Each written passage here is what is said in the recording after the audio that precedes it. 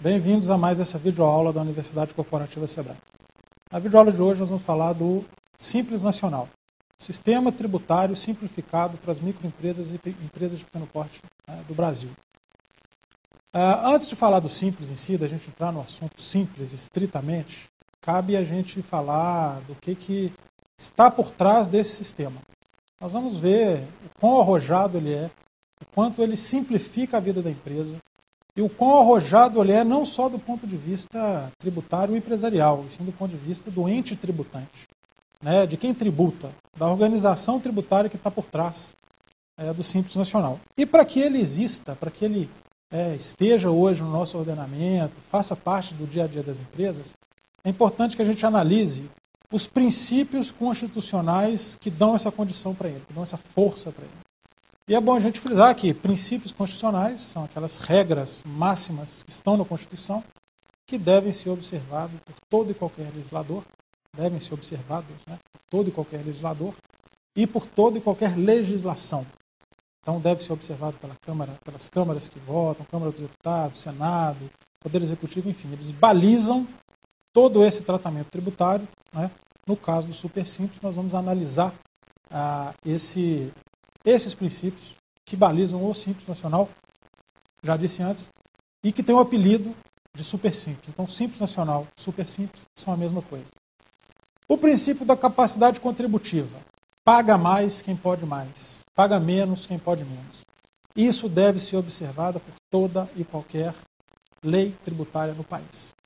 Infelizmente, há muitos casos em que esse princípio ele é totalmente desrespeitado, mas no caso do Simples, o Simples é um ótimo exemplo de uma aplicação inteligente desse princípio.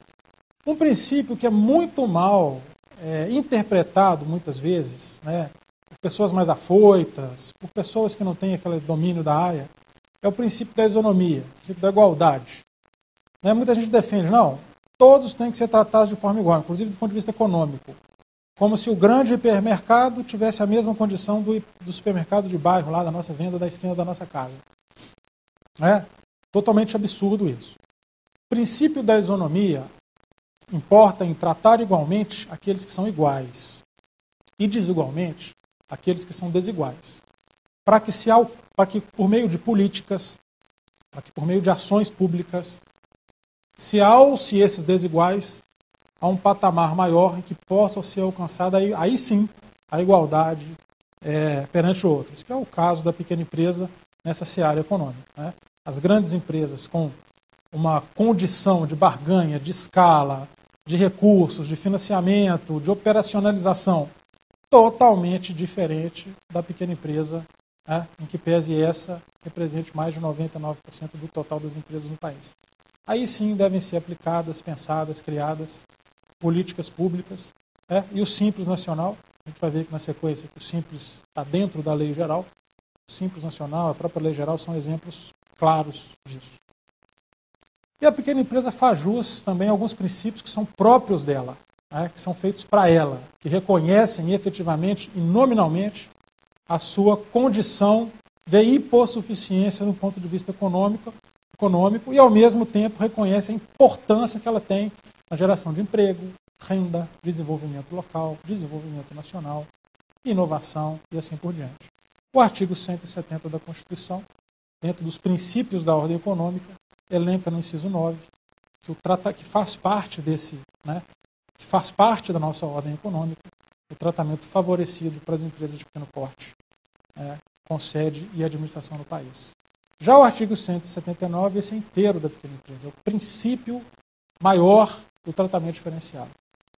União, Estados, Distrito Federal e municípios dispensarão, vejam bem, dispensarão tratamento diferenciado para a microempresa, diferenciado, simplificado e favorecido para a microempresa e para a empresa de pequeno porte, do ponto de vista administrativo, tributário, previdenciário e creditício, pela eliminação ou redução de obrigações. Vejam bem, eliminação inclusive. Por fim, em 2003, nós tivemos uma alteração da Constituição que criou mais um princípio para a pequena empresa, no sistema tributário nacional, os princípios que regem o sistema tributário nacional. E lá no artigo 146 foi definido pelo inciso D do inciso 3º, que uma lei complementar iria definir um tratamento diferenciado e favorecido para a pequena empresa, né, no sistema tributário nacional. Mas aí muita gente pergunta, mas essa emenda de 2003 e o Simples Federal, que já existia desde 97, já não era esse tratamento? Era sim. Mas a gente tinha já com base naqueles outros princípios que eu mencionei antes, e a grande diferença, aqueles outros princípios davam a condição para o Simples. E a grande diferença aqui é o seguinte: lei complementar vai definir o quê? Não é só o regime tributário. Esse regime tributário importa em quê? Em ser um regime único de arrecadação de impostos e contribuições da União, Estados, Distrito Federal e municípios. Essa é a grande novidade. Um regime nacional e não só federal de arrecadação tributária por meio de uma lei complementar. E aí nasce a nossa Lei Complementar 123, que veio a suceder a Lei 9.841, que é o antigo Estatuto da MEPP, que infelizmente, todos conhecem algum caso, da lei que não pega, da letra morta. O Estatuto da MEPP lá de 99 é um caso perfeito de lei que não pega. Bem escrita, mas quase nada saiu do papel. E ele não tinha fins tributários. Quem tinha fins tributários era a Lei 9.317, o Simples Federal. O Simples Federal lá de 96 começou a valer em 97. Esse sim trouxe enormes avanços tributários, uma enorme racionalização tributária, redução efetiva de carga tributária, para tributos federais. E aí nós temos a Lei Complementar 123, que veio a revogar não só o Estatuto antigo, não só o Simples Federal, mas todos os simples estaduais. Todo Estado, por mais singelo que fosse, tinha um tratamento diferenciado para a pequena empresa. Alguns com limites mais altos, alguns com isenções, alguns mais baixos, alguns bem simbólicos, mas todos os estados tinham um tratamento diferenciado para a pequena empresa no campo do tributo que lhe compete, que é o ICMS, que é o maior e mais pesado imposto do Brasil. A Lei Geral revogou o Estatuto, o Simples Federal e todos os Simples estaduais, além dos poucos Simples municipais que existiam.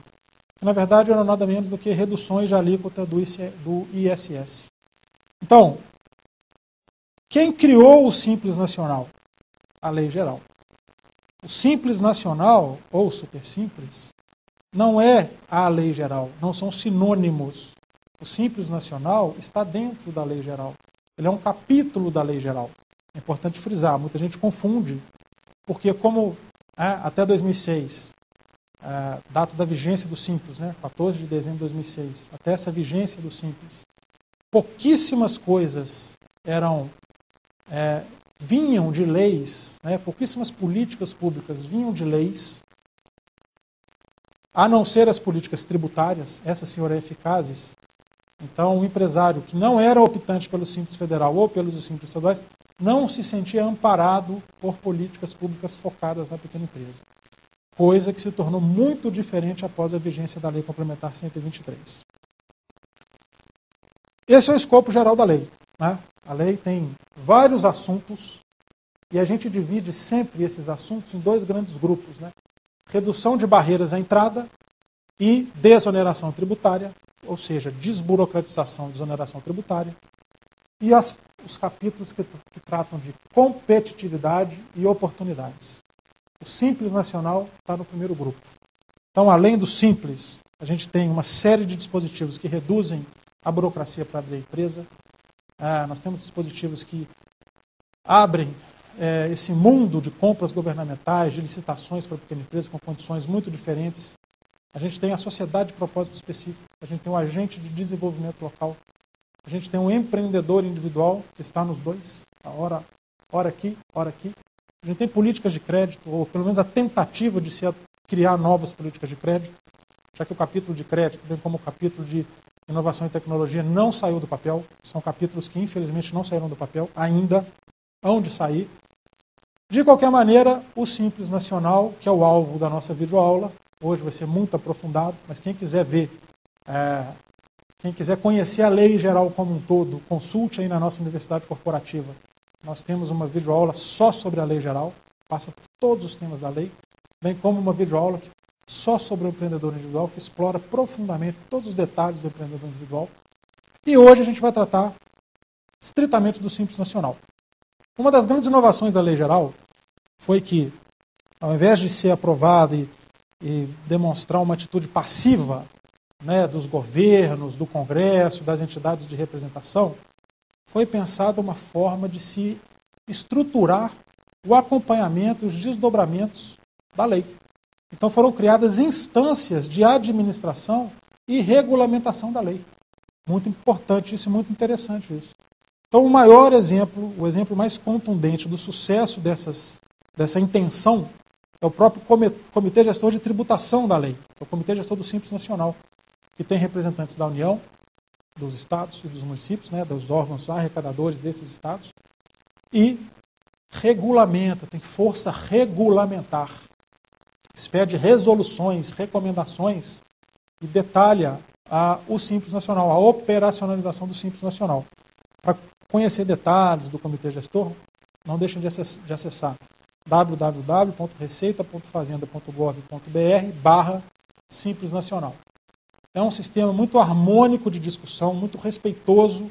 Quando todos pensavam que ia ser uma instância de muita briga, muita discussão por tratar de arrecadação, de uma interseção entre as esferas tributantes, o que se viu foi justamente o contrário.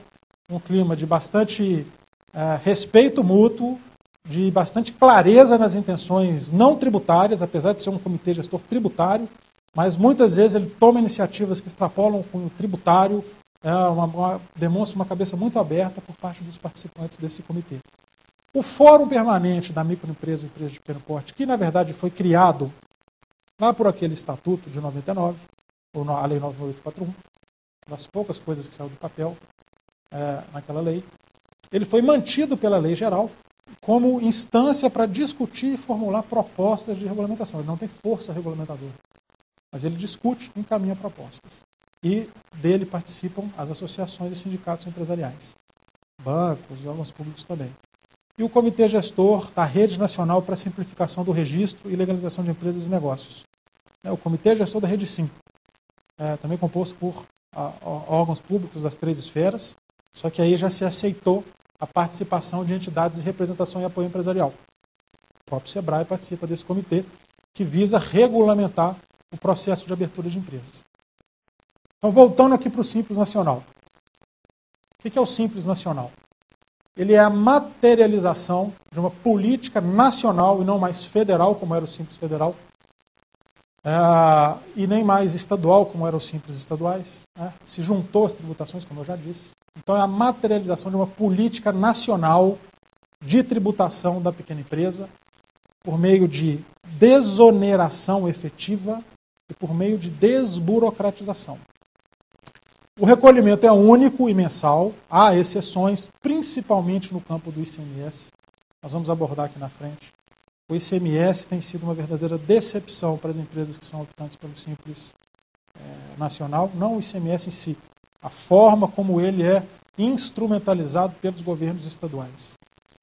O recolhimento, além de ser único, é feito por um documento que sai da internet por meio de lançamentos mensais que são feitos no sistema do Simples Nacional, e o documento se chama DASN, Documento de Arrecadação do Simples Nacional.